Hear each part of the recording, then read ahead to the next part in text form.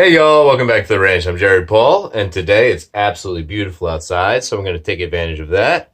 I've had a bunch of Italian figs. I've had some that have been cooling off in the basement for winter and winterizing, and then I just use a few of them in plantings up in the main part of the house so they don't actually winterize. So I guess we'll see which one does better this year because that's what's coming up on today's episode of Jarhead Bonsai.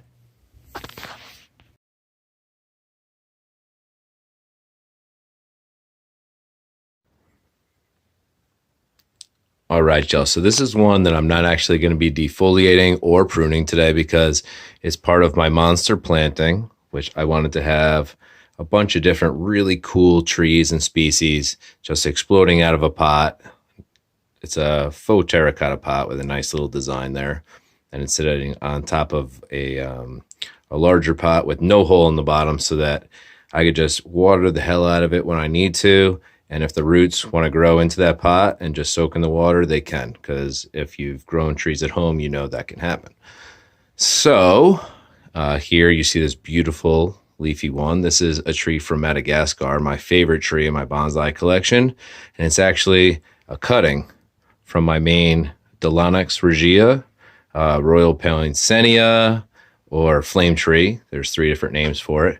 So it's a cutting from that, and it finally, it took a good part of a year for this cutting to actually root and start to blossom. Or bloom, whatever.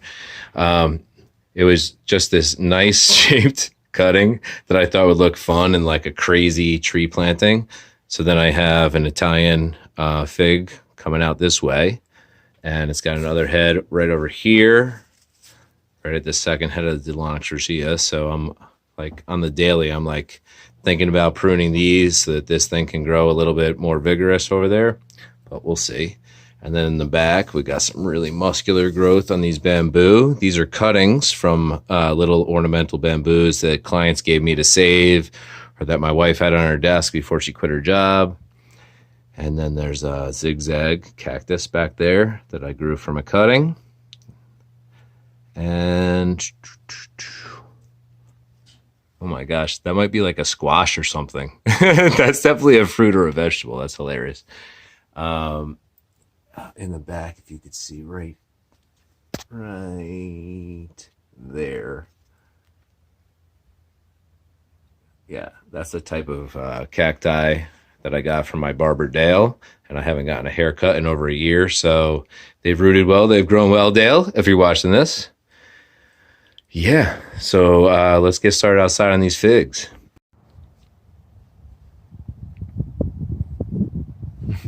Where you going? All right, y'all, so I have 3 Italian figs here. Clipping off the mama plant, which I'll show you in a bit. This one was an absolute rescue, and you may have seen it in a previous video. It was my arching style fig where I took the branches and I actually put them back into the soil and we grow branches from there. But eventually those types of trees die, and I really want to have this for the life of my bonsai life, so hopefully for a long time. So I figured, you know what, it has a nice little nub. I paid next to nothing for it. Let's go ahead and do it now so I don't risk this thing dying. So now we have a nice little nub. I'll show you at the end. Branch coming off here, branch coming off here, and throughout the year I have a couple of like roots popping up, and that's from when I did what I did. So if you have Italian leaf figs and you see little branches popping up from the soil, that's basically roots just volunteering themselves. So you don't have to pay much attention to them, just clip them off. Unless you want more trees and you want like a little grove style, then go for it. But with this one, it's just reaching out of the pot. It's got a nice little bud facing up this way, but I also have a branch this way with one coming in the same direction. So this is kind of dead wood, and it's got 2 little buds coming off it. So I'll just nip off the dead part from last pruning. And normally I would use this one because it's immediately pointing upwards. However, this is kind of a weeping style tree in my opinion. So rather than take that one, I'm going to take it just behind it and leave this bud that's going towards you and down, so I get like a little weeping effect with this branch. And so this one, I have a branch coming towards me, and then I've got a little one coming up this way. I'll cut off the dead from last time. And the trunk looks really rough right now, I'm not gonna lie. Lots of pruning jobs, lots of damage, pretty much why it was nearly free or free. I can't remember at the nursery. I just remember it was like either part of a big deal or whatever, but they wanted nothing to do with it because I think another tree had fallen on it and broken the branches. And so it was just sitting in the terrible area, like, we can't sell these yet. And so anyways, I was lucky enough to come home with it. It's been a lot of fun. The arching style was cool. I had a lot of nice growth. There's a playlist on it, so even though it's not arching style anymore, you can catch that. But right now we just have a really thick base that I'll show you, and then a slender main apex coming up. These are out already. Slender apex coming up, and a couple of gnarly branches coming off of that. All right, so this is a cutting off of my most prized possession of fig trees, the Italian fig, in this big, beautiful Italian terracotta pot. It's amazing. The pot was a gift from a client, and it's serious. Got just a couple of dead branches here. Something I would have never spent that money on, but was very appreciative. Oh, see how dead it is? Already breaking off. Oh gosh, I just nipped the tip on this new bud here. That would have been so nice. Ah! Alright, so nice piece of dead here. So anyways, this is a cutting. It rooted nicely, and I want to treat it as like it's running away from the pot. So this is in the very much training phase. Then this guy, I still have in a nursery pot. This is a blackberry bush.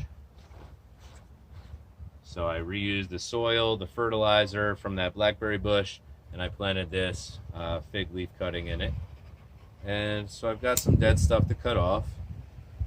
When you're pruning a fig, you want to leave like 1-2 inches from where you want the branches to go, because it will die back about an inch and a half.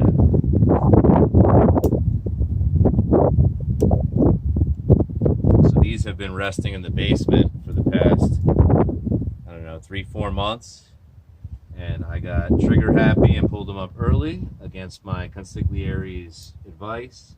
So I mean, they're budding out now, but the hard part is going to be transitioning them from inside to outside once it does hit about 65 Fahrenheit.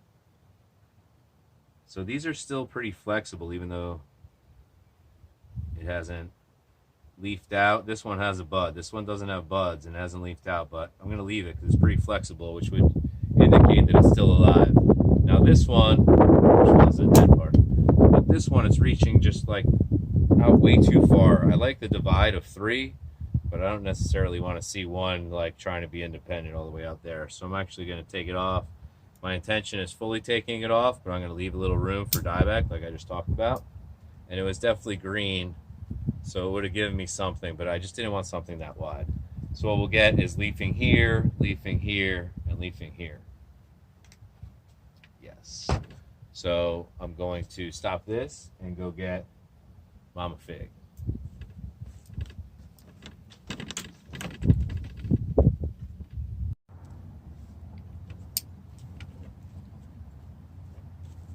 All right, y'all.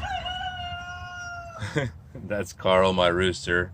He doesn't shut up all day. Some misconceptions: if you never had chickens and a rooster, they don't just wake you up. If they're feeling good about themselves, he's standing on the coop, just cock-a-doodle doing. Carl, enough. So anyways, this is the mama plant. It had a lot of crazy gnarly branches coming off of it. And so you see how nice and thick the trunk is. It has some nice roots coming off of it. And then I have a nice spread right now, but I took like really hard cuts. So we have 3 really thick branches going into some other thick branches that have been established for a while, and then just some babies. So I think with this one, I'm going to let it grow through summer, and then in fall, maybe prune it back to look the way I want it to look moving forward. So I just wanted to show you a lot of those, well, 2 of the 3, they came from cuttings from this. And I have 2 more. So these are ones that I keep inside year round without bringing them down to the basement, because I'm doing like an experiment, like is it better to bring them to the basement or not.